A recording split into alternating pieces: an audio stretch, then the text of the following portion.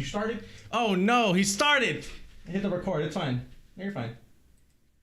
All right. Welcome everyone to the Earth to Mars podcast number 14 with my good friend Yehee. Yehee. Woo! Oh my god! Yay! This is actually your second time here on the podcast. Yes, it is. Well, okay. You. This is the first time on this podcast. Because you were on the dating one before, and you were giving people some Tinder tips on their pictures and stuff. But now you wanted to come back on to Earth to Mars to give us your story. Yeah, as a whole different person now, I guess. Yeah. You can move it around and get. How do I lower it? So you can just bring it down. Oh, okay. A little milk. Hi. And then you can angle it a little towards you. I don't know how this works. I got it. We should have done this before, but we're not smart or on time. Hey, I was on time. You're fine. There you go. Thank you. That's good enough. All right. Hello. Oh, hi. Welcome. Okay. Yeah. Cool. So, what did you want to talk about? What did you want to come on the show and talk about today? Well, it's a little bit of my disability called cerebral palsy for sure. Okay. I didn't notice. You have cerebral palsy? Oh my God. You never knew, I thought the crutches were just an accessory. Yeah, I thought it was a bit. No, it was so I can just, whack people when I need to. No. Okay. Yeah, so definitely we want to talk about that. So for the people who don't know, could you explain cerebral palsy? I was born with it because I was like super premature, and basically it's like a partial paralysis to make it simple, and part of my is low-key like brain damage, quote unquote. Basically I was born not breathing, so it affected my brain, and it kind of shut down my motor skills and flexibility, some of my muscle functions, and but not your personality. Not at all, nor my intelligence. And we're gonna get to that too in a sec. Yeah. Yeah. So it's basically, and it all happened like in utero, basically, like as you were, Well, not really. It was like because I was born early, things were underdeveloped. Like my lungs weren't working properly. I was asthmatic for a while, which I grew out of somehow. Apparently, air pollution in Korea is like pretty bad. Oh. As soon as I landed here, it was like everything was like, oh, I'm fine. No more mucus in my throat or lungs. Like, oh. Right, but that is an important thing, right? That you were born over there. How long did you live in Korea? Yeah, I was 6 years old. Oh. And then I came here. So. Mm-hmm. And what was that? I mean, I know you've talked, I think, a little bit about it on some of your TikToks, sure, which we'll talk about in a sec. But what was it kind of like with your family, or just kind of growing up there with, cerebral palsy? It was crazy. Like when we were growing up, so I was pretty close with my cousins at the time, and as little kids do, they like to play house and doctor and stuff, and I was always the patient. Oh no. Which, I mean, like, if you're kids, you don't know any better, you don't know, right? So, and I get it, they're older than me. I was the kind of one of the youngest three of the group, I was almost the baby, and I can't walk, so I mean, you were kind of set up perfect to be exactly, and I was just tiny and all this kind of stuff, but that really set me up for my family to think that I wasn't gonna like be anything at all. Yeah. And even when I was born, like the doctors had told my parents that I wasn't gonna walk, talk, or like be anyone functional in society. But that's like how mentality is in Korea, how society is. Like disabled people are not really seen as functional members of society, at least not yet. Although they're trying to change it, but something like the ADA does not exist there. It kind of does, and it actually started, I think, in 2005. But at that point, I would have already been 10 years old. And the ADA, the American Disability Act, right? Right. Yeah, so, I know when I worked in retail, that was the big thing, is like, we have to make sure the aisles are wheelchair lane or, width, so that they could fit, we could fit like stuff like that. So yeah, one of the most viral TikTok that I followed a trending sound, but it was like a fanfare dramatic, like and then it was just me with my mouth open, and then there's a caption saying, my traditional family in Korea, when they found out that it became a disabled person, became a teacher. And on the side, I wrote like, because they didn't even know I could shower myself until I was 19. Jeez. So that's rough. Yeah. That's really rough. So basically, this is an interesting question. Do you think if you had stayed in Korea, you would have had similar outlook that you have now? Or how do you think your attitude was affected from coming here to America, if at all? It definitely would have been different because people actually like believed in me here, which is totally unheard of when I was little. I just thought that, okay, well, I'm not going to be expected to do anything that's going to be my entire life. And that wasn't it. Like, people actually thought that I had potential, and I don't know if my first teacher I ever had believed that, but definitely by my 4th grade year, people are like, huh, okay. It's like, oh, maybe she, there's something here. Yeah. That's interesting. Do you have any like memorable teachers that you remember that were like, oh my God, like super inspirational or anything? I would say my 5th grade teacher would be my very first one, but my really phenomenal, most memorable teachers didn't happen until I was in high school. But like my 5th grade teacher, like bless her heart, she had never taught before. I could tell she was like a hippy dippy, like boomer who tried to change her career. But that was when Hurricane Katrina hit, and all these kids who were low income and really struggling were coming into Houston, and you know, their trauma came with it, and it really, like, we really tried our best. Right. But that was when I realized really that I was really good at math, and I was always ahead of everybody else. I was playing Oregon Trail because I already got like 2 weeks of math assignments done. So you play the most boring word text game. I'm sorry, what? I've died of dysentery. Sure.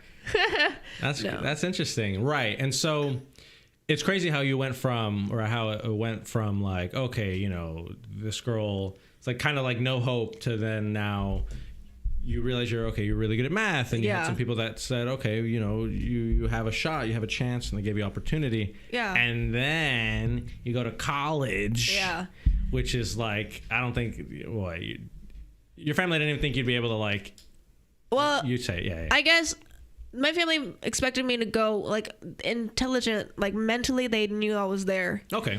But then I became an RA when I was a sophomore in college.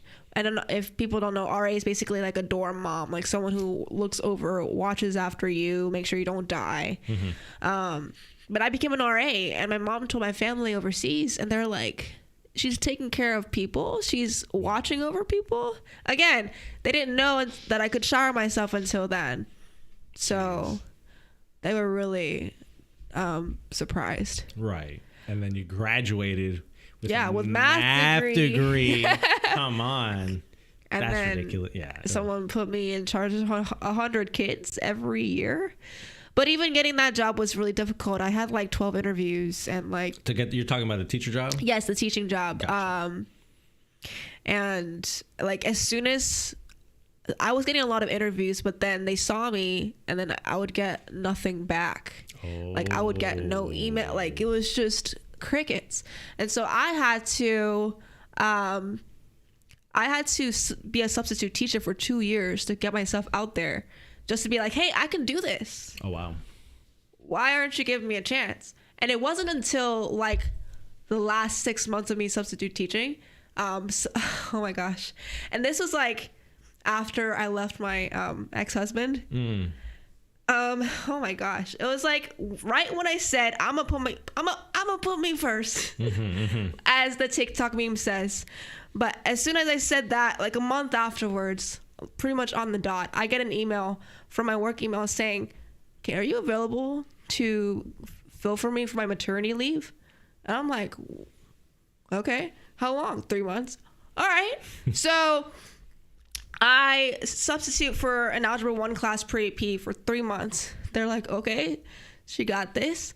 And then as soon as that was over, some physics teacher decided to up and leave and do something else. He all of a sudden became an assistant principal at a middle school. So there was like a whole gap there.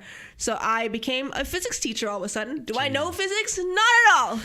But at a low income school, all you really need to know is more than the kids, which is not much. Sure. But I was always have a lesson plan.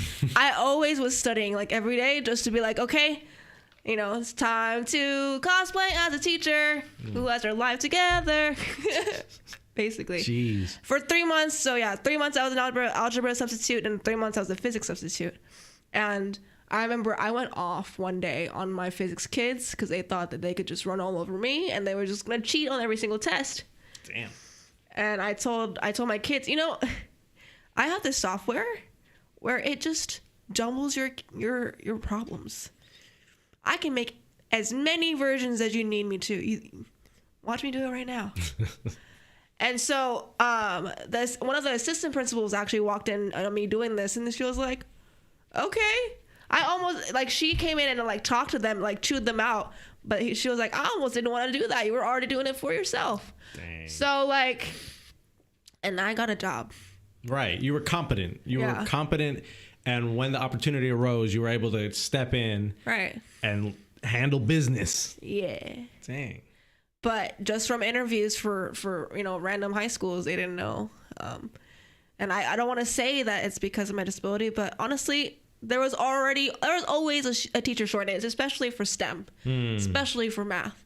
My colleagues left and right, like, who had classes with me were just getting jobs, like, no problem. But I had a math degree. I student taught. I worked at Kumon for a while. I worked at Mathnasium. I was a sub, like... You had teaching experience. And I was an RA. I was constantly watching over people younger than me or whatever.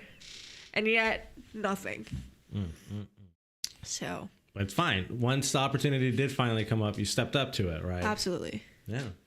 Now you're a math teacher now. My third year. Third year. And I started in Panorama year. Oh. Okay. Oh, pandemic. Yeah. And that was crazy. Yeah. My first year teaching, and then we were off from spring break. Wow. Well, hey, I mean, it's a lot of Zoom calls, right? Less walking. Absolutely. We'll take it. So I guess I was always trained for this. How was it, you know, having to do kind of like Zoom, like virtual classes and stuff? Honestly, and you know, no one agrees with me because everyone prefers like presential in-person teaching. But I would say my first year where, you know, we all school was actually closed, that was not very great. No one was learning anything, but like I was really good when I had to do hybrid teaching, which no one could really agree with me for. Hybrid being half in person, half virtual or online. Somehow I was pretty good at doing both because, you know, I don't know why. And I was shining in a moment where everyone was struggling. Right. But now that everyone's back, I'm actually struggling a lot. So that's one thing I very much learned, that maybe, you know, maybe I want to do virtual teaching someday, or I don't know. But that was a cool experience. I mean, they definitely have like a lot of like college classes that are just like only online. Yeah. So that's one possibility. I'm just thinking out loud. One thing I hate is just clutter. And when you have all in-person learning, there's so much paper. And then like people don't really think about this because they don't have to worry about it, but like going to make copies, a huge, like I hate it. Like the weight on my back of 100 kids plus, and then it's not just usually not just one assignment, it's like 2 or 3 at a time. So all that's coming like on my back, and I have to like go downstairs and all this kind of stuff. Yeah. And then not only that, but after they do it, which, you know, a lot of them just do half of or less. Anyway, right. Yeah, and it's like clutter, just paper everywhere. But last year when we were doing hybrid teaching, we were encouraged to not take paper because germs. Oh, that was great. Like I loved that. Yeah. And then I could grade everything online. I could grade everything digitally. So fast, right? Bro. Way faster. It's all just you click I could a button. just take my work anywhere, just my laptop. What a dream. Good evening from Dallas. Hello, how are you? We're reading some TikTok comments. So if you don't know, we're actually streaming this live on TikTok as well. This is the first ever live multi-stream anything. You're just breaking all types of boundaries. Come on. Always. I love it. Dang, that's cool. That's interesting. No, it's interesting to hear about that's something I never considered is the paper, like the waste of paper. Yeah. And then how much it was probably like reduced during, COVID. Yeah, the panorama. Sure. Panorama. That's interesting. But that does kind of suck. I mean, me imagining you with a big old backpack, like. Yeah.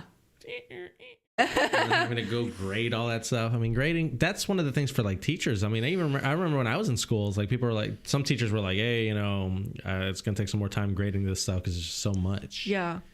But on top of all that, honestly, that really doesn't matter. But really, the behavior this year, off the wall, bonkers. Like, do you think so? Because you said you were kind of struggling now that we're kind of getting back into class. You think that's part or explain to me? That's majority of my stress, and that's majority of my dread.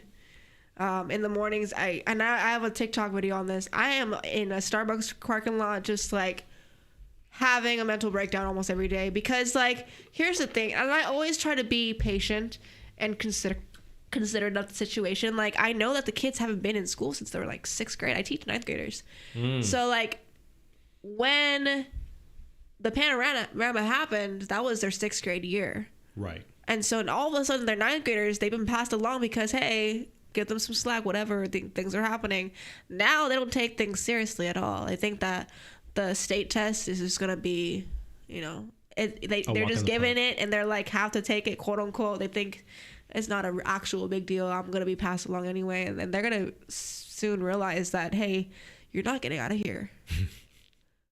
You have to pass the test and my class. Yeah, it's not a game. It isn't. And it's crazy because, God, I don't know. How do you reach these kids? Exactly. And I tell them my story. That's one of the first things I do when I start my year. Hey, kids, this isn't an accessory for bonking people. This is a necessity. I don't do that. Okay. I don't do that. Okay. But, I'm an immigrant kid, and a lot of these kids are too. I grew up not having a lot of money, and majority of my kids are low income. The majority of my kids are first gen, or they came here from a different country. Like, I identify with them 100%, and I like to tell them, like, hey, I got here just like you guys, but because of my disability, I thought my brain is all I have. And I wish, they could kind of think that's a little bit similarly, at least. But I tell them, like, hey, your legs, as far as I know, as of right now, I have had no physically disabled children as my students. And if I get one, I'm going to be so happy. It's going to be, like, we're going to vibe so hard. Yeah. But as of right now, like, I haven't had any. And I tell them, like, you have so much more opportunity than I've ever had because you can move and stand for a long time. I can't even be a pharmacist, a pharm tech, because I can't stand very long. I'd rather walk for hours, but I can't stand for very long. So that pep talk works for a little while, but they realize they don't like doing work, and they just want to avoid stuff because they've done that. They've been able to do that for the last 2 years. Oh, like the discipline. You're saying that exactly. that lack of discipline because they've just been online, kind of virtual. Yeah, and it's showing up right now, and it's really stressing everybody out. And not only that, teachers are getting sick, or they're getting sick of the environment. They're getting sick of the kids. Regardless, there's a toxic environment in education right now. Right. And we're all really trying our best to really keep it together and come back every single day, every month, every school year. I'm not really sure how many are coming back next year, to be honest. There's a thing called the Great Resignation for all the industries, but there's a thing also called the teacher exodus where, I don't know, that next year is going to be really different. I've been seeing some posts or some kind of like news or just some teachers posting about how it's really difficult because they're having to fill in for other teachers. Yeah. Or just having to take in more kids in their classrooms that are already, you know, big. For sure. And then imagine like if a teacher gets sick, like all of their students, like what, every teacher, you know, like 100 something students or whatever for however many periods. Yeah. And they're having to put those kids somewhere, do something with them, right? Well, teachers don't have like break periods anymore because they're covering classes. There's a sub shortage. Just a couple weeks ago on a Friday, there were 36 teachers out. Jeez. And we were lucky to only have 13 out today. That's rough. But you know, looking at some of the news now and other people's TikToks, I'm seeing that they're having to bring the National Guard to sub. They're having to bring police officers who are off to sub. I don't know what's gonna happen. They're like grasping at straws. Yeah. They're trying to. I don't know something. what's gonna happen with education. I don't know what's gonna happen with the upcoming generation. But that is kind of scary and rough when you think about it, because like I'm just imagining having to bring people in to like teach. Yeah. And then people not coming back. It's like.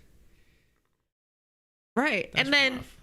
I mean, it's tough for everybody, but for me, I have this disability thing, and oh, do you? So, What's it called? It's called cerebral palsy. Oh, cool. And I walk with crutches. We're raising awareness for cerebral palsy. Hey, yeah, welcome in, people. I have CP. This is why I'm called Hey Ms.CP. Hey Ms.CP. But like my kids do 100% take advantage of it. And I remember what I was gonna say. I was like rambling, but I remember what I was gonna say. I was gonna say even before the pandemic, that was an important thing, that teachers aren't getting paid, and that was like a well-known thing that everyone talks about, how teachers don't get paid. Right. So it's like if we don't have even a monetary incentive, and now we're eroding their passion for wanting to teach people by having them work in these types of situations and these circumstances, it's like, what is the incentive for someone, even the new teachers, to come in? It's like, hey, you're going to be overworked. You're already going to be underpaid. Also, you might get sick. Also, you're going to be working for like 2.5 times however many kids you're going to already have or whatever. Yeah. I mean, thankfully, at least in this area, like we're getting paid pretty decently. Okay. But then, like, I've seen salaries in Oklahoma. I've seen salaries in Arizona. I've seen salaries even in Colorado.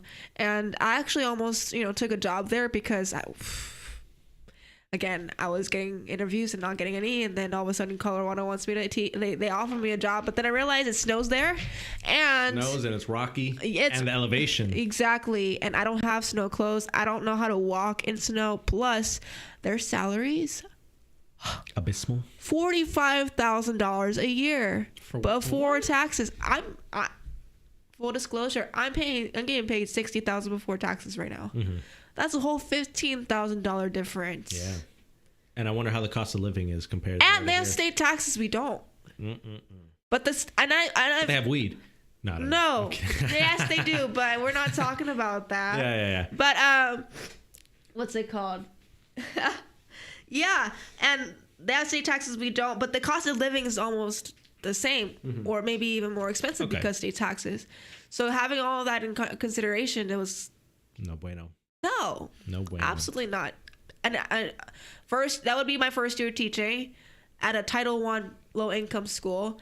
It's cold, really cold, and I don't have money. No, thank you. Do they have like snowshoes for crutches? Like, is there like cleats? I've never had to look that up my entire life. That might be a thing. Like, imagine it's like it probably with, like, is the snowshoes, like pikes at the bottom. So I can't imagine what life would be the top third of the country for disabled folks. So, hey, I mean, shoot, that's so funny. That's so interesting. Well, on the topic of how to teach more people, or reach out to more people, amazing segue. Let's talk about teaching and social media. It's going to be a softball. Could you explain the idea of getting teachers more involved in social media? I don't know. What do you mean? That's pretty vague. What? I thought that was a softball. Am I trash? I'm trash. Maybe. Yeah. So have you seen or noticed that people or administrators or whatever want to get teachers more involved in social media? No. Usually it's like, don't get on social media. They'll put anything you say against you. Like, but what about err on the side what of if like caution. on an educational standpoint? I mean, people still do it. But I mean, there's no hard no. It's just that like people don't want any reason for them to pick on you, or like a student or a parent to see and be like, meh. I guess that's more for like, I guess that makes sense for like public social. But for example, for your TikTok, right? Wasn't that like a teacher thing that they were like, hey, make like a thing, like a TikTok or something that reach the kids, blah, blah, blah, blah, blah. It was, but I wasn't on TikTok at that time. Right. So what was that conversation like? What was their reasoning for why they were telling teachers to whatever, like get on to social media or whatever? Get on? Right. Or no. Or I don't know. Because you were just telling us how, or before we got on, you were telling us how some guy was saying, oh, you need to get social media. Right. So the reason why I started TikTok was because literally on November 30th, I will never forget this day now. I went to this professional development training, and it was titled How to Talk to Unmotivated and Disruptive Students. And I was totally on board and trying that because of everything I said before at this moment, right? And the kids just talk over us. They don't care if you're like teaching. They'll literally just like talk. And it's not just me, it's like all teachers. So I was pretty desperate to find a solution. So I went to this training, and I thought, this guy is traveling all over the world, helping teachers, just talking to a group of people for 6 hours straight. I don't know how he does that, but power to him. But I was like, during our lunch break, I went up to him and I asked, how do I do what you're doing? He used to be a teacher, but now he makes a lot of money just going around the world talking to people. Mm-hmm. And I said, no, and then he said, start a social media following. I'm like, I don't want to do that. And he said, how are people going to know? How are people going to know or see your stuff if you don't put it out there? I'm like, and I literally said, aren't teachers not supposed to have social media? And he said, who said that? I'm like, that's like the general consensus. That's like what people say. And he's like, what are you going to put on there? I'm like, nothing bad. He said, oh. And I said, okay, well, I guess. And he said, okay, we'll start a Facebook, Instagram, Twitter, YouTube. Literally, I didn't start any of those. I went the only one he didn't mention, which is TikTok. And yeah, I started that December 2nd. A month and a half later, I'm at 3,400 followers already. Yeah. So obviously there's some kind of market. And I've noticed it myself on TikTok, or really any other platform, that people aren't really doing what I'm doing on there. Raising awareness in that kind of way as a teacher, as a disabled teacher, or DACA for that matter. I'm in a really, really specific niche and small group of people, and I'm realizing that, like, because of all those identifiers that I have, that my story is very different. Right. So using powerful, that, impactful. I mean, I'm not gonna say all that. No! I'll say it. Let's get into it. Let's get into it. Let's get into it. This is one of the major things that I wanted to talk with you about. Right. Your usage. Oh wait, what? It says, what's the public speaker's name? His name is Brian Mendler, and I actually messaged him the other day saying thank you. Oh, that's nice. Okay. Yeah. A little TikTok comment. Do we have any comment? We're good. Okay. So one of the things that I wanted to talk about with you, one of the major topics today was your TikTok and how you've now been utilizing social media, or at least TikTok, to send out this message, right? So let's talk a little bit about how you were first using it, TikTok specifically, to how you're using it now. Okay. And how that was for you. That was so fun to figure out. Okay, I'm gonna start. So my first few videos, it's just me talking to a camera and trying to be motivational, like too directly, I guess. And it was too long. I didn't know how TikTok worked. Apparently you needed like less than 30 seconds, ideally less than 15 seconds. All right. So, apparently you also need to move your hands or show your hands, all this kind of like nuances. Put me on. I need to know all these tips. I'm trying to get TikTok like you. Come on. Yeah. So one of my friends is also a content creator, decently big, and so they gave me some tips, and I followed them to a T, and I just kept doing it. First video that quote unquote went viral or hit over 1,000 views was about how being a teacher looks like, but in the perspective of like student art. So I figured out that my story was very, very unique because, okay, I was like, all right, my students like to draw my braces on my feet in the art that they give me, or they like to draw my crutches right next to my desk. Your oh wait, they're not accessories. Right. They're a necessity. Yeah. Cerebral palsy. Okay. And that surprisingly did really well. Like in terms of like one of the first 4 or 5 videos. And so, okay, I learned something from that. So from there, I also did a POV video of like, so apparently one of my students got in trouble while I was gone in this how to speak to kids training. Okay. And I did a POV on the actual conversation I had with the student. I do remember this one. Okay. And it was in an empty classroom, but I basically acted it out. And that got to 16,000 views. And that was like one of my first 8 videos. Like, oh, wow. Yeah. Really? Oh. And I think it was because my body was in it. My crutches were in it. People saw me walking and they realized that something was different. And then I was literally making copies. And I made a video about that and complaining about it pretty much. 12,000. Jeez. Isn't it funny? So the niche was pretty spelled out for me of what people saw as interesting or what they wanted to see. Well, it's like a defining characteristic or something unique that you can kind of provide or bring. Right. So like my first 4 videos, I was just trying to be motivational, just saying stuff, and they couldn't see that I was disabled. Other than like going into my bio and seeing that I have like a handicap icon on it. But yeah, as soon as I showed those obvious identifiers, it shot up really fast from there. As well as, I mean, but it's also as well as, you know, showing it, but also kind of talking more about it or giving your perspective of like day-to-day things, right? Like making copies for a lot of people is just kind of like, okay, whatever. But for you, it's different, and you explaining how it's different or doing something with it. And I showed like how it looks like. I put it on like a counter or something right there, and then they saw the struggle. They saw me put it in my backpack and how it slouched over and all this kind of stuff. And there, you know, and part of the reason why I went well is because there was like this discussion of like, is there a way that you can do it differently, or are there accommodations for it? I'm like, no, not really. Other teachers have asked me if they can help and they can like do copies for me, but they also have their own thing to do. Right. I'm not going to ask them every day, honestly. Right. We all have the same struggles, and honestly, I know it looks different for me, but I'm not going to put that on anyone every single day, you know? So, and then from there, you know, I tried trending sounds. I was trying to be against trending sounds, but apparently you need to use them. Yeah. But even when I used them, I put my spin on it in a way that I have never seen anyone do.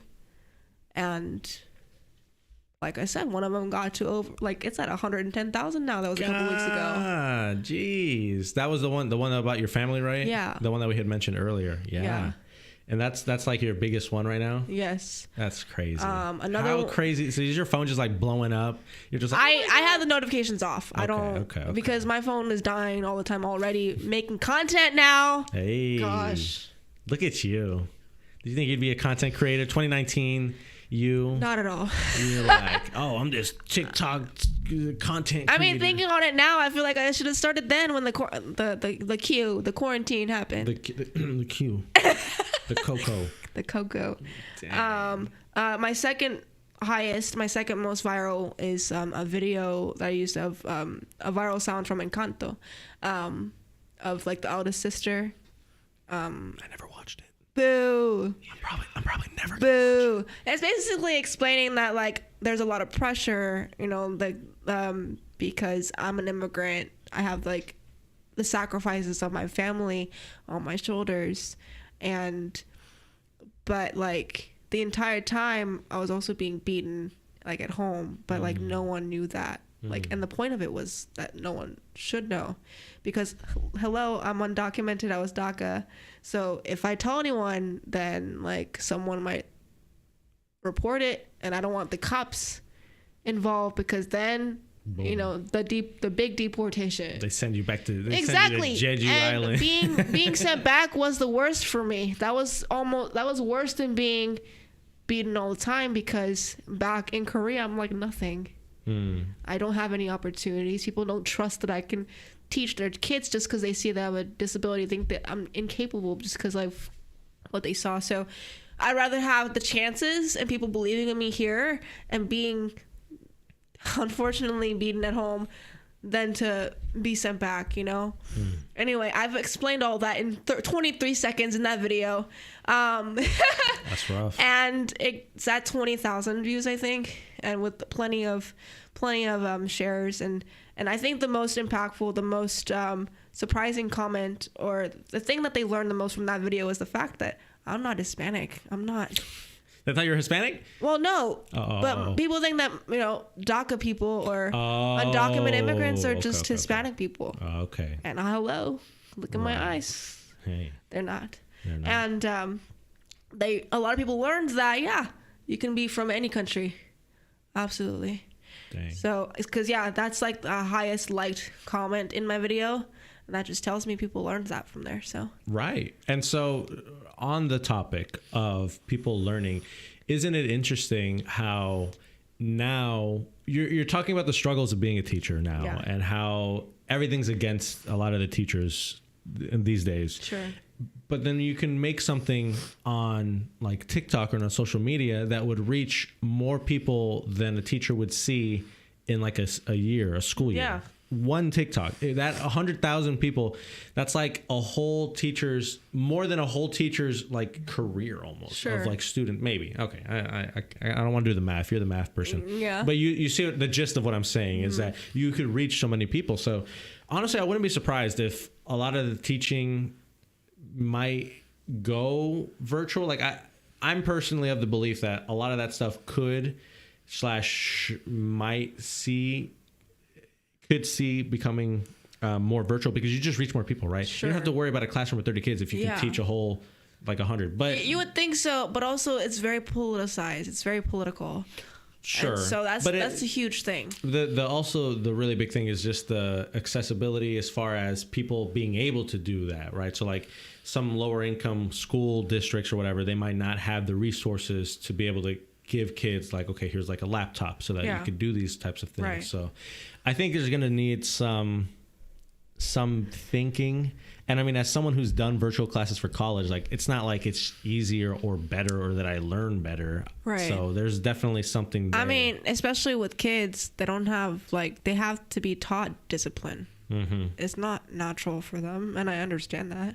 They got those hormones. Well, not sure. But I mean, an average kid's not going to stop themselves and be like, oh, I have to do school. I don't want to play video games right now. Like because of the frontal lobe is like a whole thing, you know, they're concerned about what feels good, what is good right now, rather than like long term. And that's not a diss to them. That's just biologically what happens. Right. Psychologically, biologically, whatever. So, I mean, I understand the need for in person. It's just interesting because the discipline's like a big thing, right? Right. Like, I know I was terrible. I'm very terrible. I'm like a classic like C student. Like didn't want to try, didn't like do anything. I graduated high school. Okay, here's the thing. Not trying is I'm not good with that. I'm not cool with that. But at least like don't disrupt me. Sure. Don't talk while I'm like doing stuff. I wasn't like a weird. Right, but now kids are. They're being assholes. Like, oh my god. They're just using TikTok memes and trying not to laugh in class. I mean, I see them try to watch, you know, their FYP all the time. I'm like, I know what that is now. Give me that cell phone. Tomatoes, boo, lame. Oh. That's rough. That sucks. And it's just it's disheartening. I bet it's like annoying and disheartening. Absolutely. And, you know, and I almost feel like a hypocrite, but because I'm on TikTok. Ugh. But it's like, hey, you know how I'm different from you? I have a degree. Ooh. No matter what, I can find a job. And I need you to get out of here. I need you to graduate high school, not even college, high school. Get out of these brick and mortar. Like, come on. You know? That's rough. That's rough. I always tried to cater to their social emotional needs, and you know, I try to talk to them like adults while talking to them like teenagers, like kids at the same time. I'm pretty good at that, but it doesn't last. It only lasts for like a few days, and they're back to their, you know. Yeah, exactly. The other day, literally yesterday. Oh my God, I almost. Yeah, a lot of yes. Oh my God, no. Okay. Like kids stealing each other's phones. Oh. And then giggling about it, like hiding it underneath their Chromebooks or whatever, and all this kind of stuff. And then the kid whose phone was stolen, like they had to find it. So they like go to the iPhone tracking whatever app, and then it's like in the classroom obviously, and it's going off. It's a whole big deal, and I was just over it. Trying to teach algebra. Literally. Whoa. Oh my God, classroom full of boys. You think you could reteach me a quadratic function? Absolutely. In the time of the podcast.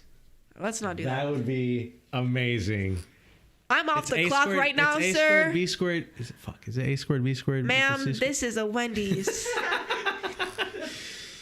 What's other algebra stuff? Don't teach me anything. I don't want to learn anything. Okay, here, you're a teacher. Okay. Why, if I never was going to use the math, why did I need to learn it? So, let's go. That's a good one. That's really with any subject, any topic. I know. Okay. But honestly, the biggest thing you learn in high school, hopefully, is you socializing and like habits, creating those habits. Because I tell this to my kids all the time too. It's like when you turn 18, yes, you are an adult on paper, but then comes the expectations of you being 18 on paper, but you're actually acting like a kid. You have no discipline. You have no like actual motivation to like do something big because you don't think that you can, or you just never planned for it. And now you're like, oh, what am I going to do now? And there are plenty of people who end up in that route and they feel stuck. And I always tell my kids, like, I don't want you to just exist. Like, yes, we're all meant to, like, we have to breathe. We have to eat, pee, and poop. Like, I don't want you to live paycheck to paycheck, just trying to function just to survive. I don't want you to survive. I want you to live. But that means, like, actually going after things, doing well for yourself right now. Those are habits you have to create starting right now, or else it gets really difficult later. And that's the biggest thing you learn in high school. Not the quadratic function. Unfortunately not. I do try to relate all of the topics to like real life stuff. For example, like solving for X is basically just budgeting. Okay, I like Excel. It's just like it's just like breaking up a big thing into small pieces so it feels less daunting to you. Or exponential functions is just you buying a car, like interest and stuff. Okay. Depreciation is also exponential functions. Buying a home is exactly the same. You got 2% interest or whatever. But if you don't know what's going on, where are you getting 2% interest on a home? I'm like at 4.5. I'm not getting that. I need to refinance my mortgage. See, but they don't even know what that is. I barely know what that is. Right. Well, the thing is, and I tell them, like, you know, rich people are after people who don't know things so that they can get more money off of them because they don't know. Oh. And again, I work at a low-income school. I work in a school where there's a lot of immigrants. A lot of Forex traders. Know. Yeah, a lot of people getting scammed. Potentially. Who could if they didn't know better, yeah. And this is coming from me who, look, when I bought my car, I was wearing a shirt with dogs on it with a pink skirt, okay? They thought that they had me in the bag. Sure. They thought that they could rip me off. Uh-oh. They thought that I would be paying my car off for years and wasting so many thousands of dollars. But hey, I'm only paying my car off $200 at a time every month for so long. No, sir, I'm a math teacher. Oh.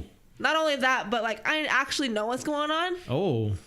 And then they're like, okay.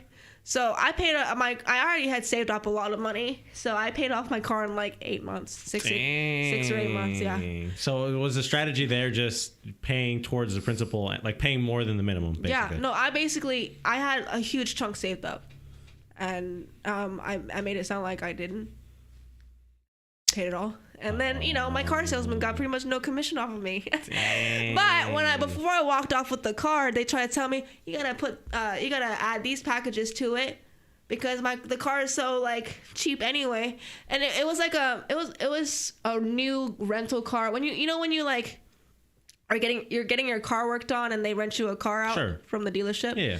There was like 1,000 miles on it already. Sure. And it was discounted a little bit. So they're like, because of this, you have to add these packages. And I'm like, no. No, the heck I don't. I'm a DACA, baby. They're like, I'm sorry, I can't sell you this car. I'm like, okay. And I walked out. And, well, I crushed out. And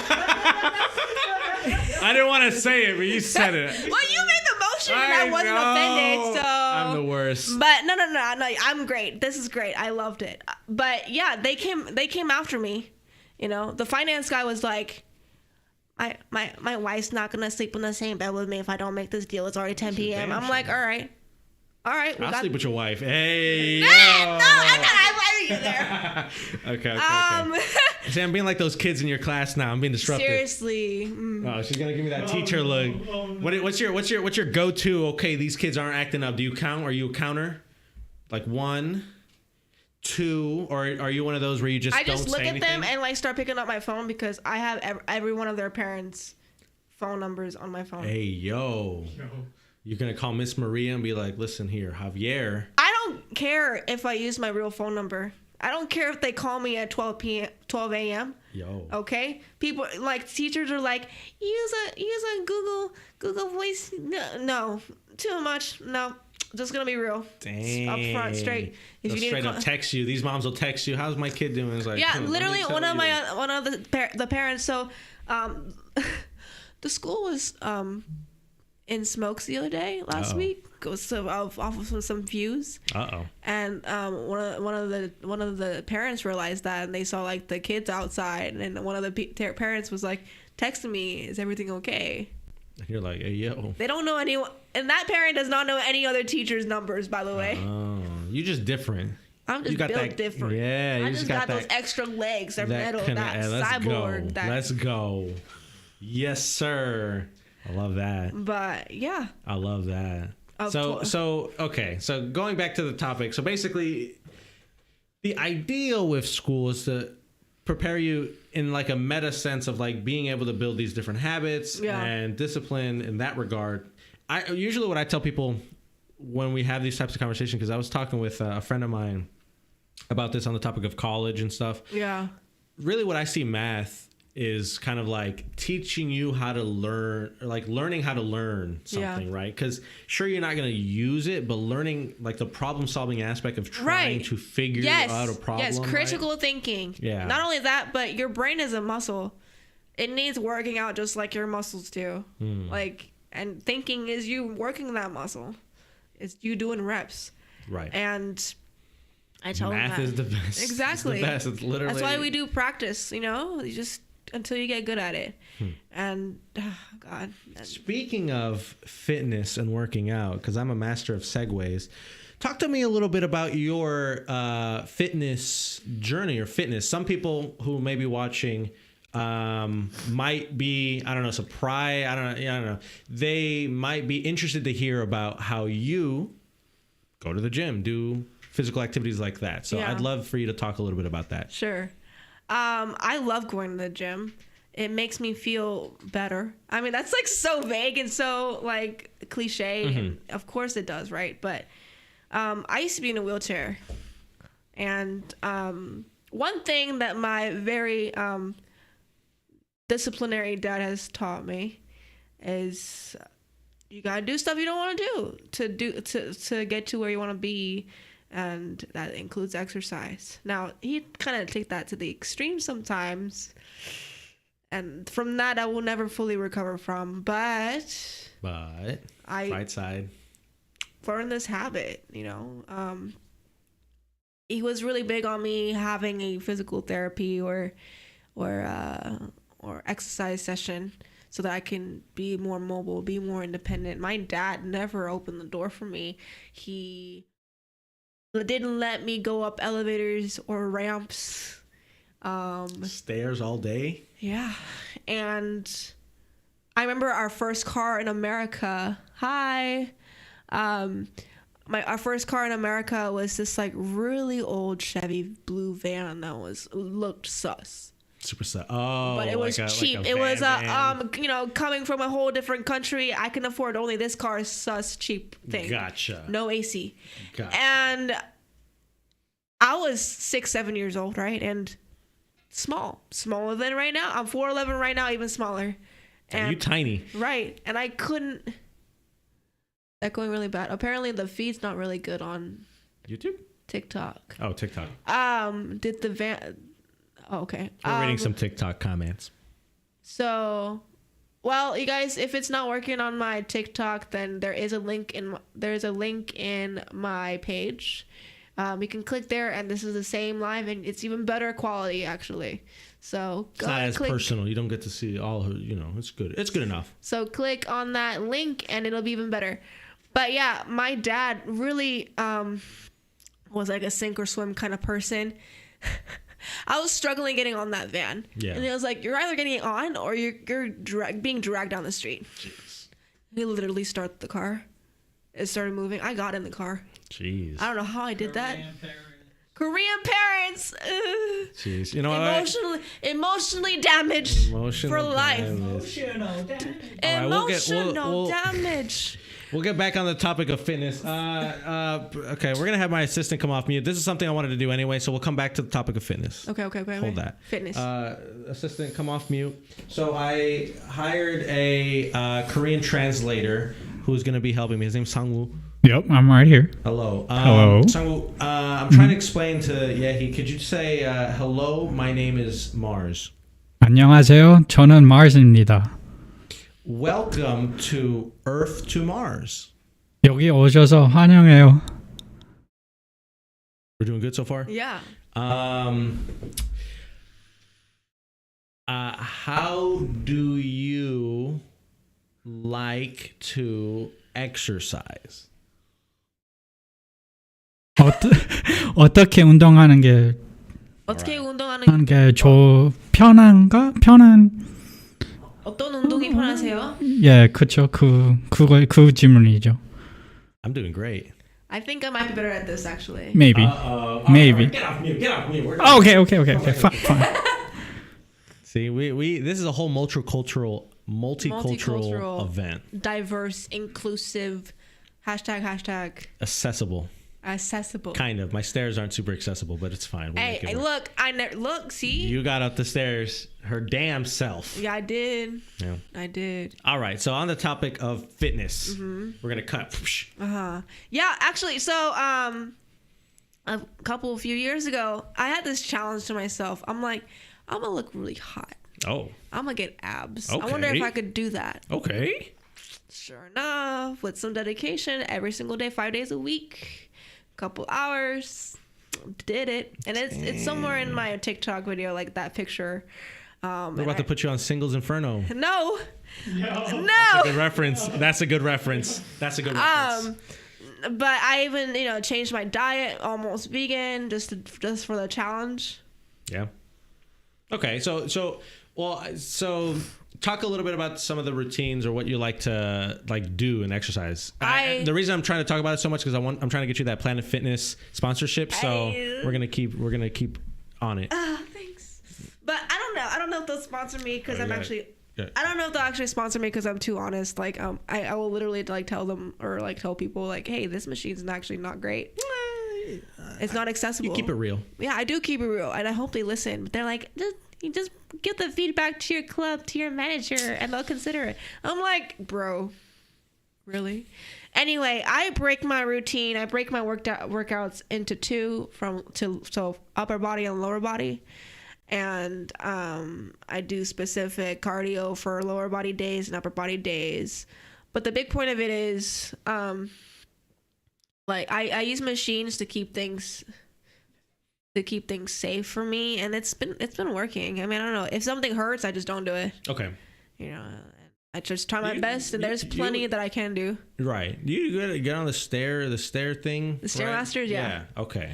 There was one point I was really good at it. Okay. And I was at 98 steps per minute. Yo. That was in my best, most fit self. It's probably more than me, yeah. And I remember distinctly this one time, there was this girl right next to me, and I was on the Stairmasters, and she like tried to one-up me, like low key. Oh, did she also have cerebral palsy? Cerebral palsy. No, she did not. So she's just she out was here like cute. just like, She was like I'm not about to cute, get 20-something. Yeah, she was like, if she could do it, I could probably do it better. And then like she got off. Petty. She was at like, I don't know, she was at like 74 steps a minute or something, and then she was like, oh my god, I gotta get off. I'm embarrassing myself. Jeez. I was like, wow, you really did that. How do you feel? God, you did that. You got it. God, that's so silly. Some people, isn't that good? I mean, that should feel kind of good though. It's like, these people are like, absolutely. Come on. And at that point, when I was that fit and I looked that fit, and I still had majority of my tattoos, more or less. Actually, I didn't, but anyway, I was still pretty tatted. I was going to the beach and the pool. People were like, "Yo, she's fucking." This is like superhero. They didn't say anything to me, but they're like, you know. Yeah. There's this one guy actually like trying to take pictures of me on the low, and I'm like, you're being really obvious. Hey, yo. You know. He was like, sheesh. But send like that to the group chat. Yeah. So you know, but as far as like going to the gym, like a lot, there's been funny moments. Like people would try.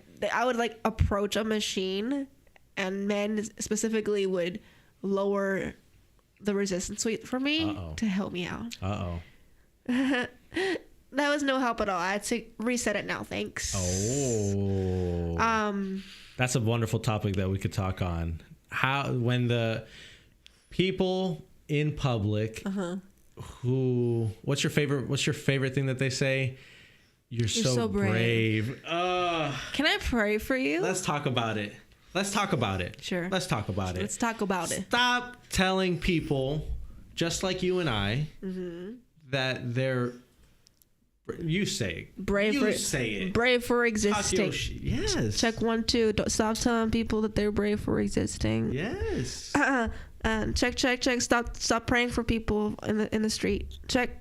Also stop praying for me at McDonald's. I'm eating my chicken. I'm trying to eat my chicken McNuggets. Fat ass. I don't need you to pray. I'm trying to eat my chicken McNuggets with my sauce, and you're interrupting. Jeez, that's crazy. So you get it pretty often. Yeah. And part of the reason why I got tattoos, and I genuinely love them. Like I love body art. I love tattoos. But ever since they were visible, on those days, nobody will even like approach me that way. Oh, they're like, she's a badass. I don't want to. I don't know what goes through their head specifically, but it's totally different. There's some kind of switch or flip. Yeah. That's so interesting, right? But yeah, that really does suck. Like I can't imagine people going out because. On the one hand, I always do this. On the one hand, they have good intention. Sure. They have good intention. They're like, hey, I see you and I respect, or I don't know what goes through their head, but something like that. Yeah. Right? Like, I respect what you're doing. Right. I support and appreciate your existence. Something, right? It's just on the other hand, how does it feel like for you when someone says something like that? Well, back in college, I was so vehemently like bent edgy. Yeah, no I'm kidding. Trying to be like, don't do this. Don't tell me I'm inspirational when you don't even know me. But now, as an adult, especially teaching the kids that I do, if I inspire you, tell me that. You know what? Fine. We'll take it. Like, it's a positive thing. It makes you feel a little better. I don't know in what way. And a lot of times it's from pity. But who cares? I know what I've done. And that's really all that matters. If you get something good out of that, from that, like, in any kind of way, good for you. Wonderful. Yeah. But I've been on Reddit, which is a whole demon. Uh-oh. And I've been on the disabled cerebral palsy subreddits. And they're like... they're still really hell-bent on not being called inspirational for existing. Oh. I'm like, your life must be really stressful if you're always Right. worried about that. You're trying to be like bitter. You know, the thing is that my point of view has changed because, you know what, even us being out there in the world is representation, and we don't have enough of that anyway. So for you to be inspired or whatever from seeing us, because Right. we're presenting representation. Right. Like they So- might that you might very literally be one of the few Yeah, people that they see with your type of disability, if or not maybe- the only. Right. Yeah. So that's why we're saying cerebral palsy. If you're watching at home, every time we've said it so far, I hope you've taken a drink of a non-alcoholic beverage if you're under 21. If you're ever wanting to say, my TikTok people, if you're ever wanting to say preach or agree with me, just tap the likes. Just Tap the constantly likes. Tap the likes. tap the likes. Tap the likes. Come on. That's wonderful. That's important. I mean, it's important. And that's something that your platform now on TikTok that you're building and growing is heavily around, right? Accessibility for all, showing people, but then that positivity and inspiration. Right. And I, even make little jokes that I don't know if they're totally, the bright sunshine. Like, there's this one TikTok I made. It was like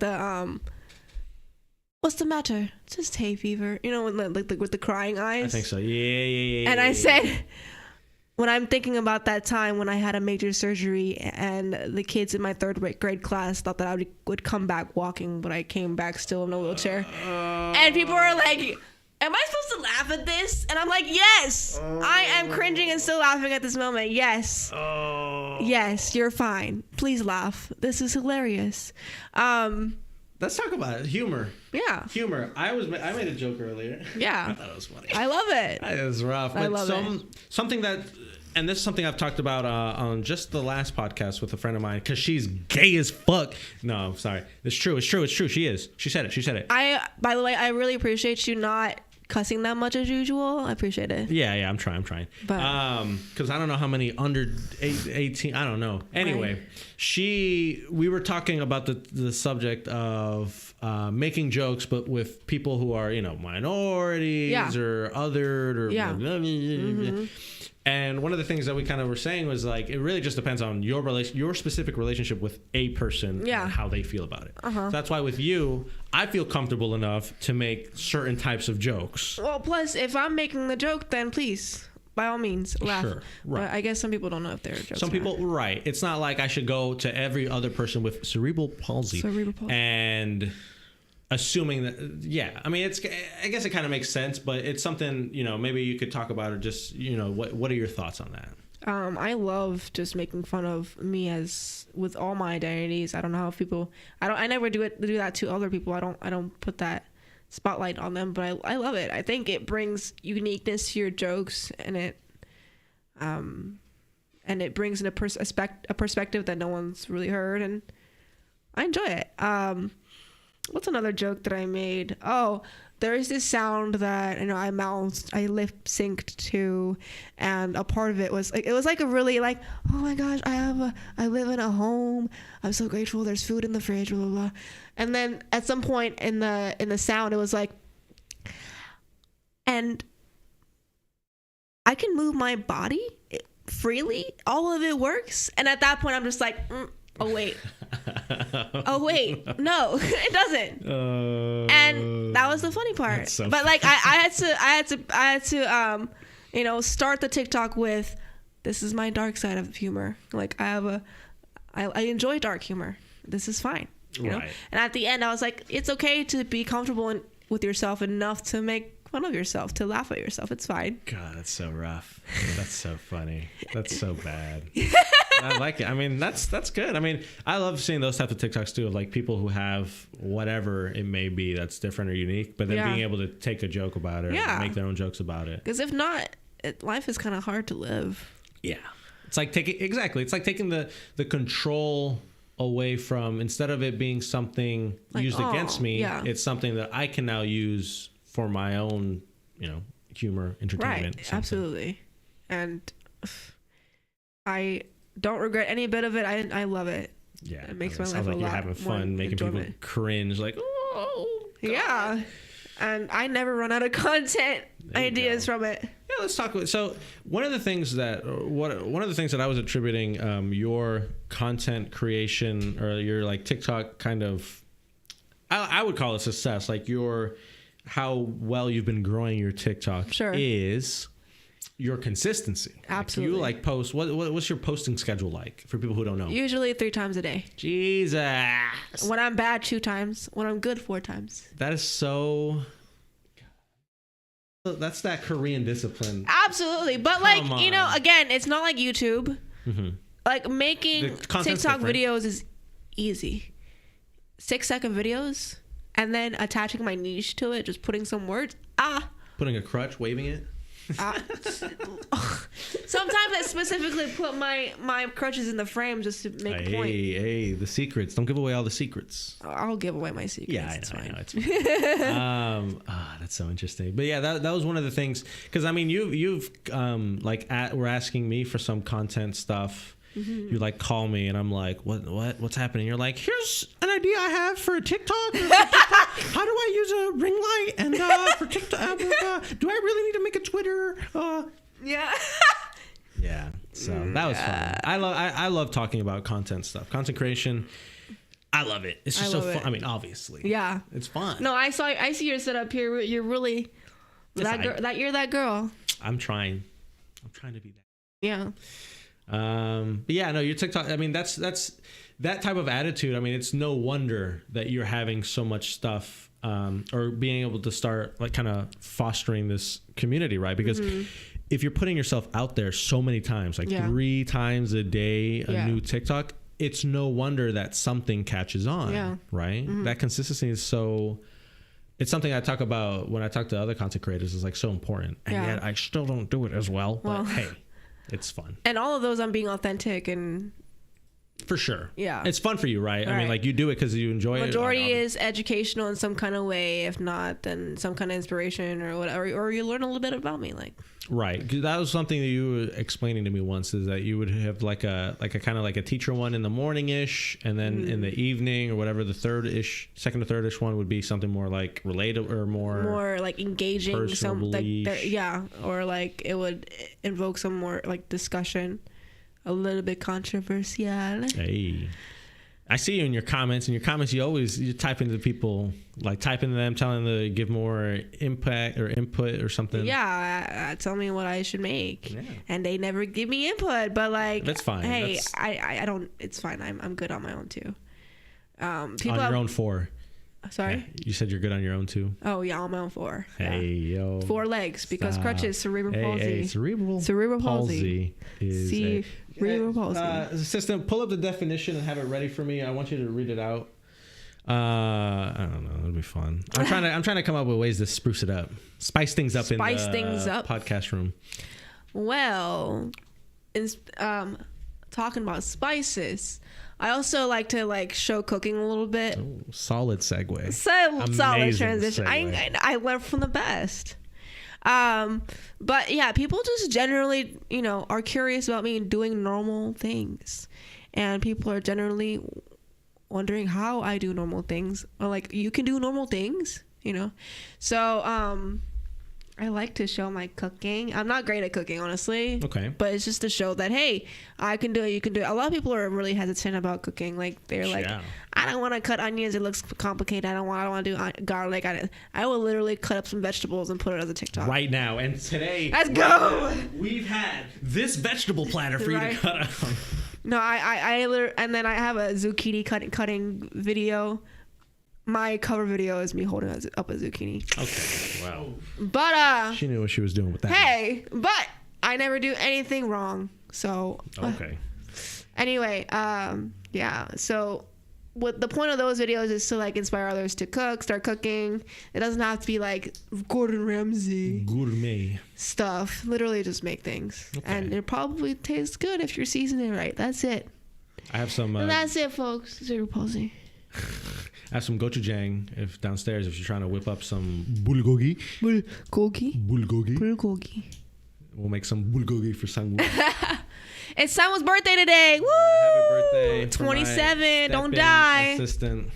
That's cool. Yeah, no, cooking for me was, It's fun. So this month I started kind of cooking some stuff kind of on my own. Yeah. More. Yeah. And it's fun because I'm remaking dishes that I used to eat as frozen meals when I first moved in here. Oh. And that's been fun. So I have like a bucket full of beef and broccoli, like noodles and stuff that I made that I need help getting rid of. So if you want to-go food.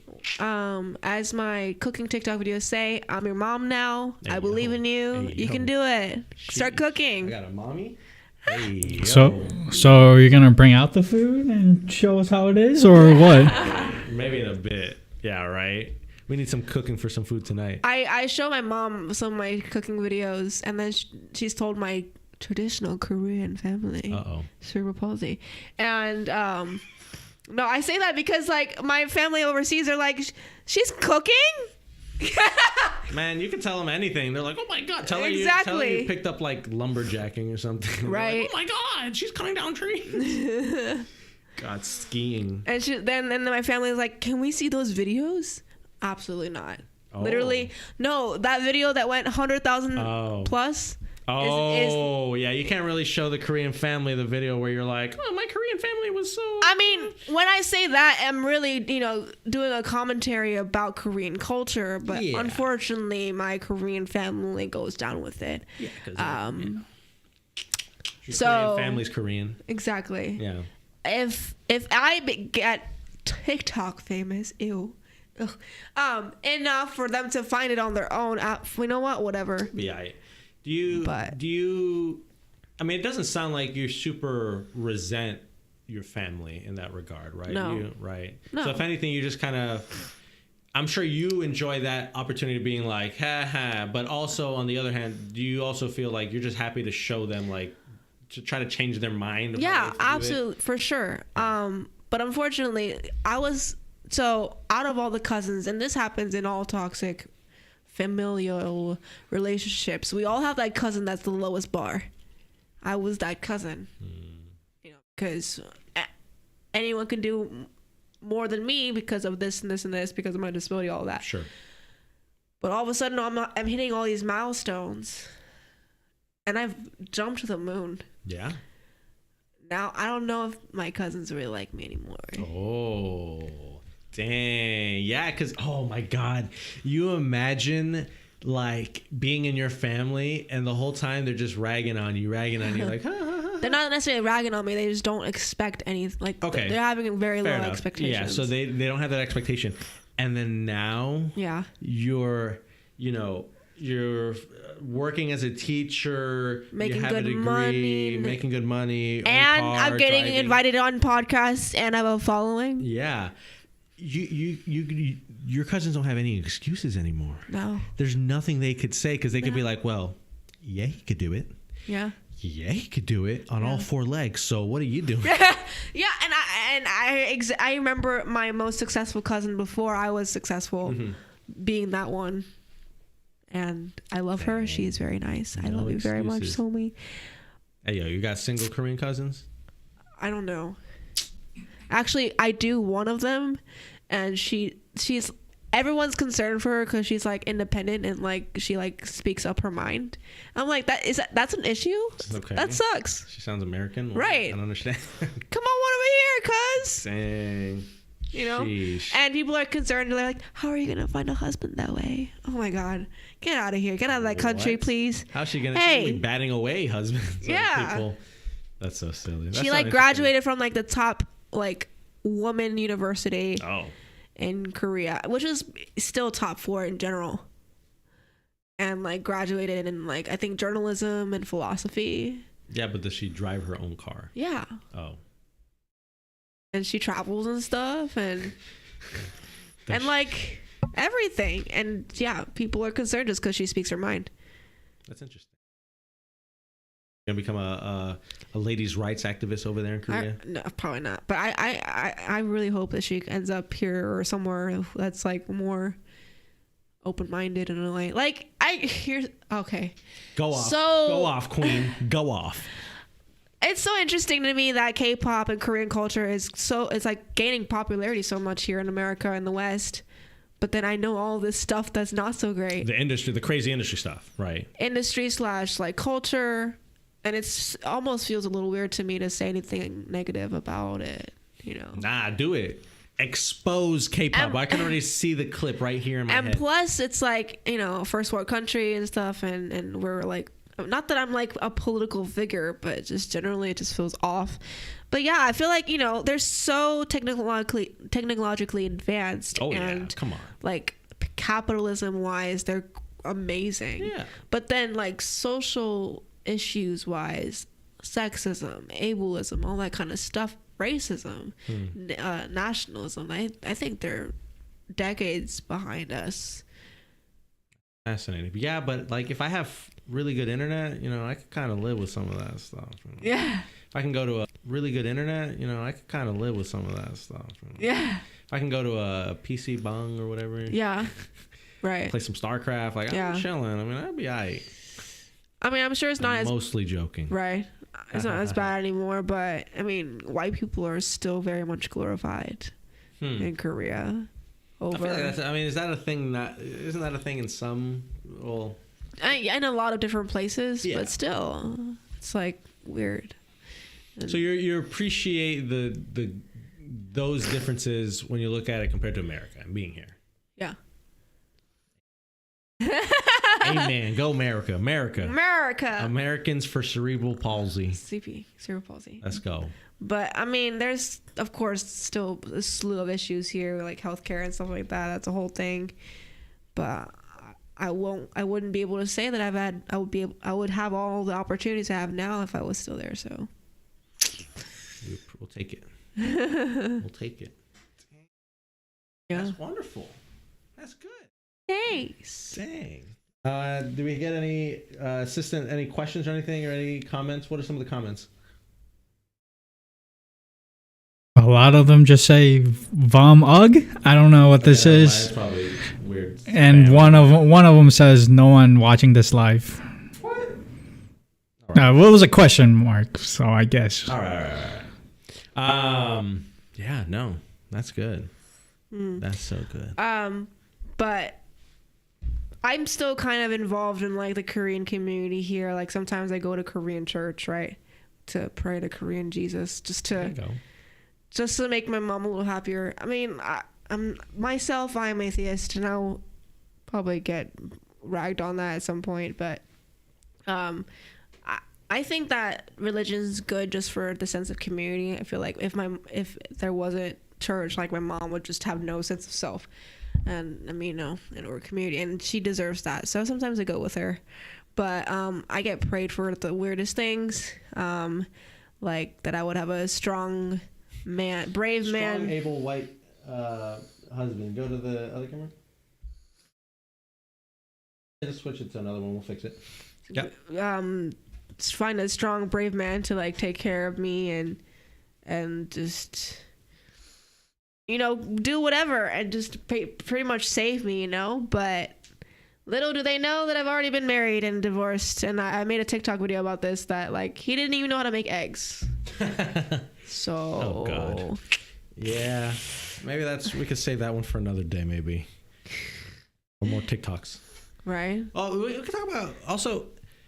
So I'm listening to what you're saying. It's kind of unfortunate that you would go to a place like that and then they're like praying for these certain things as opposed to like, I pray that you are good yourself. Yeah, or healthy, or that your career goes well. They kind of still see it as like you're someone who needs help, a dependent. Yeah.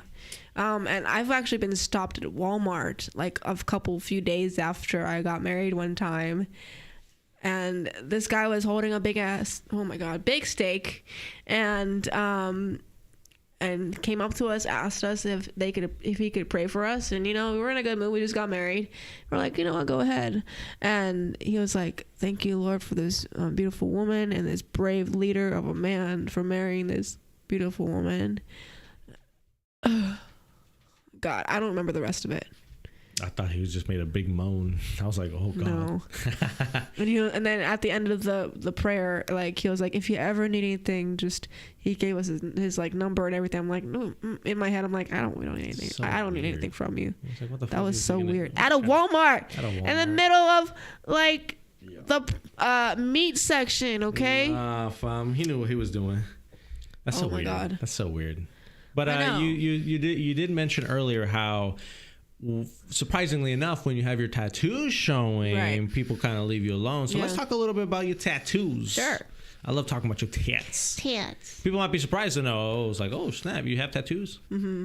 I have like 16, God damn. but I thought it was like 8-ish, 4. I only really show 8 of them, which are on my legs. Okay. But the rest, like, I still like my day job and I like to keep it. So Yeah, that's so annoying. Tattoo for like corporate and stuff aggravates. well, me no, so it's much. more just like Being taken serious? I don't want to have to like I have one on my like side and torso and stuff, which would involve me taking off my shirt, which I would never have to do at work. So Sure. But still, well, yeah. I mean, I'm talking like corporate wise. So like, one of the things for me with tattoos that I was thinking about is having them on like my forearms, like arms, forearms, hands, or anything. But then I'm just like, oh, I work in corporate. Oh yeah, I do have to cover them for I the have most an part, for sure. Yeah, I have an office job. Yeah. Blah blah blah blah blah blah. But now everything's going remote. First of all, it's dumb. It doesn't matter. Tattoos don't have any bearing on any person's ability for anything. To be fair, though, if you do have a phallic design on Sure. somewhere visible, you should probably not. Sure. But yeah, I understand what you mean. Generally, it's fine. It should be fine. Yeah, right. And so now that everything's like remote, so I'm like, I don't fucking like. I super don't care. I've been getting more tattoos, but it's just something I thought about. It's just so silly, that notion. Yeah. It's very. I mean, it's just like an old kind of notion or whatever. Now more people kind of our age or younger-ish folks getting into more manager positions. They'll just like whatever. Yeah, right. But still, we got still some old people in offices and stuff, which is fine. By the way, my TikTok folks, send me or put some questions on the chat for me to answer, and I would love to answer them. But please, so put some questions in there. Send me some likes. Do the thing. Do all the things. But my tattoos, they all have meaning. And because one thing's for sure, my mom would be so mad if they didn't. And I also made sure that pretty much all my tattoos are expensive looking because that matters to her.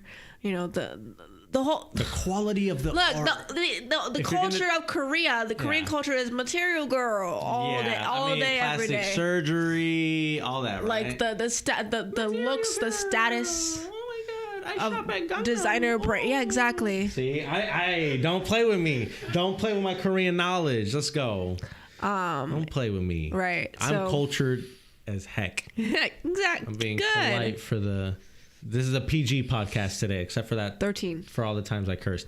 But so yeah, I made sure that they all look pretty decent. But yeah, I've showed them plenty on my TikTok, honestly. Yeah. But I've also showed the tattoos in class, like in a picture, like not on me. Scandalous. Just in like shorts, just to be like, here is me as a person. I'm a freaking badass. Can you show us one? No. None? I have leggings. I have like Stop. I Too much work. It's too much work. I came here straight from work, so I'm all covered. Tell them. But tattoos are fun. Yeah. I didn't realize. So I just got a recent one here on my thigh, and it was so funny because I was talking to the person. I was like, oh, it's like, yeah, let's put it on my thigh. It'll be nice, whatever. It's like, okay, getting all ready, put the stencil down, blah blah blah. He's about to start. I'm like, oh, so what's the pain like in the thigh, by the way? He's like, oh, it's gonna hurt. Zzz. I was like, ah. So someone's asking, I want tattoos, but I'm not sure what kind of stuff I would watch out for. So what are your some tips and tricks and stuff to avoid for you? I have some stuff. Yeah, Me? Go. Avoid as far as like getting like routine, like what anything. Give anything. Shoot. I guess really just find artists that you like or find the art style. Absolutely. Find something honestly, what it took for me to finally get this other one was just have a design in mind, and then if you're still thinking about it a few months or like a year later, then it's probably something that you won't regret. Right. That's what I think. Okay. Well, as far as me, like, I have a whole routine. I have a whole thing. Okay. Like, I eat a meal. Oh. It used to be like a whole Freebirds burrito. Oh. And then finish that off with a tea. Like, I have this whole routine. And then, yeah, because never go to your tattoo hungry or else it'll hurt more. Really? I didn't know that was the reason. I thought they did it just because it's going to take a while. That too. You might get hungry and then be hydrated. Yeah. Moisturize. Right. And actually, they sell numbing creams out there that actually work. I started getting tattoos from the age of 18, and one of my first tattoos was on my shin when I was like 19 or 20 years old. And I was like, this is nothing. This is great. Not nothing. It still hurt, but this is fine. Now, I'm like 26 now, starting at the age of like, starting when I was like 24 up, I was starting to really feel pain. I'm like, wow, is this have I reached the peak? Because does it all go downhill from here? No. So I got my mermaid tattoo on my right side of my thigh, which I still need to explain. I have so much content to make and so many tattoos to explain. There you go. But that one tattoo in specific, my tattoo artist was like, do you want numbing cream in the middle of it? I was like, that exists? And he's like, yeah. Yeah, my guy was like, towards the end, he's like, yeah, I'm going to put some numbing, because we like took a pause, and then he's going to do some like highlights and some other stuff. He's like, oh, I'll put some numbing cream on it, blah, blah, blah, blah, blah. And I'm like, you had that the entire time. Yeah. He punked me. Right? No, it's because also it works better if your skin is like open. It's wounded. Like it absorbs better. You'll actually feel the numbing. Yeah, but I mean at the very end for details, he punked me. And it was so funny because at one point he was asking, okay, how's the pain? And I was like, the adrenaline started kicking in. I was like, it's not even that bad anymore. He's like, okay. And then immediately as soon as I said that, it was like zzz, like really like getting into it. I was like, okay, buddy, let's take it easy. Someone asked, how do you vet a tattoo artist? Just look it up. Instagram. Yeah. Instagram your city or town, then put tattoo artist right after it. That helps. Google. When I got my main guy, which RIP Julian Isaac, he got murdered in June. Right. Anyway, yeah, oh my God, I spent like almost 30 hours on that chair with him in my life. So, but anyway, I just looked up traditional tattoo artist. I love traditional tattoos, traditional Houston tattoo artist. And I just kept looking until I found one, and oh my God, he did pretty much all my legs, and I'm so grateful to have so many pieces of legacy from him before he was unfortunately taken from us, from a random guy. That's sad. Yeah, it is. But thankfully, so the last tattoo I got was a filler piece kind of on my shin. I have this symmetrical thing going on, and he knew my original tattoo artist, so I felt good about getting that tattoo from him. Yeah. So yeah, please look up your tattoo artist with the style that you want. Right. And Instagram. I mean, Instagram's like the big thing, right? Because any artist worth anything is going to have their art on display, and from there you could see, okay, is this a style that I'm looking for? Is this something that I like? And go from there. And my tattoo artist, we had a lot of conversations over time, and he was like, I had no idea what I wanted to do, but I knew for sure that I knew how to draw and do art. And he made it into a thing, which is a great segue, because someone asked me, do you have other careers you might want to explore someday? And that was a segue. That's good. Okay. Yeah, okay, careers, because the tattoo career. Okay. I'm there. Yeah. I'm there with you. Yeah, he went from like not knowing what to do at all to being a tattoo artist / like right there with sponsored skateboarder. Like, who does that? Amazing. Tony Hawk. But as far as careers, I want to be a published author of like a memoir. Just because like I said, I'm all these things that all together is very unique. DACA alone is only maybe about 800,000 people. And then I'm disabled, and then I'm LGBT, and then like, oh God, you know. No kidding. So I want to be able to publish that book, and I'm building a following right now, and having talks on podcasts. Yeah, I got something lined up like tomorrow morning and then next Friday. It's crazy. Hey, this is how hey, maybe you got something going on. Maybe the snowball. And then going back to careers, I don't know if this will be a career. It'd be cool if it was, but I'm not counting on it. Like, I'm not putting all my all my eggs in the basket, as they say. I still have my day job, although my day job does get in the way of like creating as much content as I want to, because there's only so much daylight. I need to get a ring light so badly. Oh my gosh. How do you not have a ring? You got a new? Is this the new phone? Yeah. Yeah, you got a new phone. Get a ring light. Yeah. All right, we're gonna chip in. We're gonna do a GoFundMe for her to get like a $15 ring light. Right. Come on. I could have just not have gotten Chick-fil-A and just bought you a ring light. Bro. You only ate a couple nuggets too. No, I have food in my backpack as well. Yeah, but make sure you eat. So I've been on podcasts, but like actually, shot my shot in a lot of things, and including Converse. Oh, Converse, really? What happened? What did you do? Well, I really want to be sponsored by them, to be honest, because that's all I wear. Unfortunately, that's all I can wear. Okay, why is that? Because I'm really good at because this. I wear braces on my feet because of my disability to straighten out my feet and legs and straighten all that kind of stuff. And honestly, there are some other brands that would work, but Converse is the most stylish. Oh, okay. It offers the most designs and colors for your personal expression and individuality. And cerebral palsy. Cerebral palsy. So I worn those for years, and they've put me through high school, college, graduations, everything, my fitness journey. And so I was like, you know what? As much money as I spent on these people, on this brand, So I wrote this pitch email with the help of a YouTube video. I kind of use it as a template. And her friend, the real Mars Bar. Cerebral palsy. And so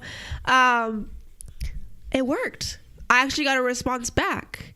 And I don't know if anything will come from it. I'm not going to say anything, really, other than the fact that they gave me like a gift certificate for the online store, which they ended up like...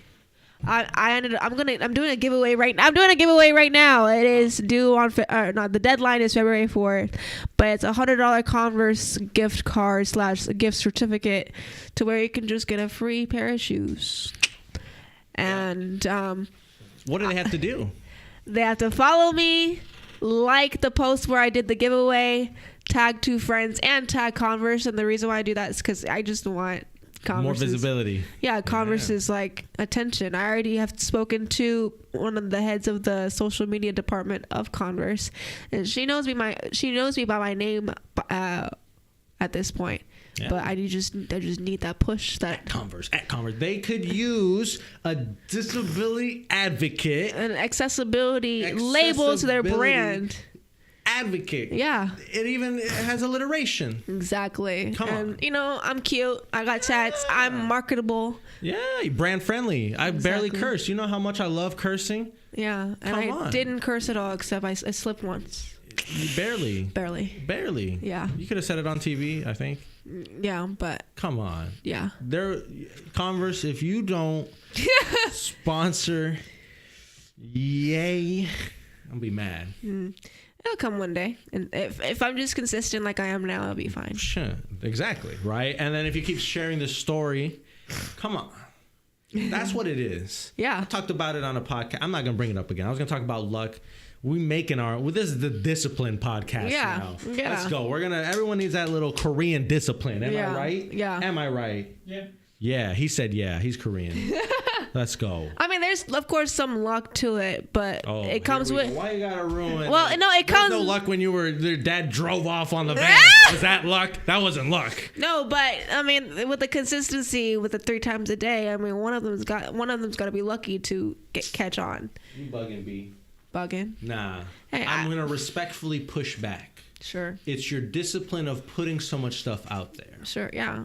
But I'm not going to discount the fact that I've had luck in my life. Sure. Look, it's lucky that I don't look like being DACA and being in fear of being sent back.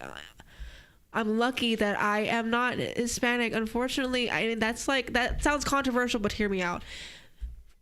People are being racially and are being actively being racially profiled right now. I'm not in that group. I'm light skinned, I'm Asian, I'm Korean to be specific. We're friends with the US. There was a time in America, recently even, when there were ICE officers actively in Walmart just chilling. Yeah, we've actually invited some ICE officers here today. Come on in. Well, no, they can't deport me anymore, so. I mean, dang, yeah, you're right. Because I have a green card and everything, but there was a point where I was scared for my mom, and even though I knew she'd be fine because she's Korean. I see what you're saying. It's like that. You respect how it could have been different, right? With what other people. I guess. Yeah. In that sense, I am lucky, and I'm not saying like being Hispanic's bad. It's just that the way society is just one. Yeah, it just happens. That is the way it is. And there's literally been a time when I've called my mom and she was at Walmart and I said, "Don't speak Korean," because I didn't know. Maybe someone knows. That's so scary. Maybe someone knows the truth that DACA is not just Hispanic people. Maybe she'll just sound not American enough and they'll ask for something. And that was so scary to me. And so I said, don't even open your mouth. Say thank you and leave. So. Yeah. No, don't do that. I'm cultured. Gosh, that's scary. Yeah. That's really scary. And there's been a lot of moments like that. I remember like when I was applying for DACA, I had to get all my transcripts and stuff from elementary school to high school. And I was actually moving high schools, and so the one I was zoned to in this area, I'm not gonna dox myself. I mean, even though it wouldn't really be doxing. We're in Louisiana, don't worry. Yeah, whatever. But I've never been to that school I was zoned to, but I still had to like go there to get my transcripts because my middle school sent all my records to this zoned school. And so I had to randomly be like, "Do you have my transcripts? Can I have them?" And they're like, "Why do you need it? Are you DACA?" And I'm like, "No." That's crazy. No, what do you mean? That's so weird. So weird. Why? Just give me the papers and leave. I'm on my way out. Please just give me. Yeah. I'm kidding. That's PG-13 because they don't know what it means. Hi, people. Hello. Welcome in. But I've always been on edge because of this. I've always had this buzzing in the back of my head that would never go away because I've always had to watch my back, watch what I say. Don't stand out too much unless it's positive. Like stay in line, conformity. Yeah. Yes. Don't get A's. Yeah. Don't be on anyone's radar. Okay. That's why I was also like a really gold star student. Pretty much straight A's, 6 extracurriculars. If I'm, excelling, no one's gonna know, and no one's gonna know. I was gonna call you a nerd, but no one's gonna know. Who's gonna how would they know? Isn't that kind of funny and ironic? You're like, oh, I have to fit in. Meanwhile, palsy. Yeah. Right. Yeah. It's so interesting. There's probably more pressure to like try even harder to fit in. Yeah. Over excel just to be normal. No. Dang. That's heavy. And honestly, my mom's really against me doing this because, there are plenty of people who are against undocumented immigrants. They don't want you to do well. They don't want you to do well anyway because you're disabled, and they don't want to feel inferior compared to you. You should not be putting your words out there. Which I understand our standpoint, unfortunately. But I feel like it's important for that to be out because I wouldn't be like, I have inspired a lot of people. I am very positive. I'm gonna let myself toot my own horn here. Yes, I've done all these things. I've achieved a lot, and I'm gonna just let it happen. I think this is a lot more good than it is the pushback that I be getting. I know that I will get criticism. I know it'll be controversial a lot of times, but I think it's worth it. Powerful. Cerebral palsy. Powerful. I think we need to leave it right there. We leave it right there. Close us out. Yehee, Ms.CP, close us out. Tell everyone. I mean, you already said some powerful, very inspiring stuff. Give them one last thing. We'll close it out. I've said this in our last podcast, but you do not have to leave your legacy by having a child. A lot of people have children thinking that, okay, what am I going to leave in this world? I haven't done much. You don't have to have a kid to be like, I've done something in this world that will make a lasting effect. Okay, it can be you. It can be your kindness. It can be whatever word you spoke to them that is positive. It also can be your negativity. So do not let that happen. Leave people better than when you met them, and always make your mark. Be a legend, do good, and die great. Powerful. At Hey Ms.CP, TikTok. We're gonna get her on Instagram and Twitter. Thank you so much for coming on. It was a pleasure talking to you. Let's go eat some Chick-fil-A. Not sponsored. This is great. This is wonderful. I really appreciate it. Here's to the next one. Yeah. Goodbye. How do you say goodbye? Wait. Translator, how do I say goodbye in Korean? 안녕히 가세요. 안녕히 계십시다. Wait, no. 안녕히 계세요. 안녕히 계세요. 안녕히 계세요. 예, 다음에 뵙겠습니다. Neighbor, how you I teach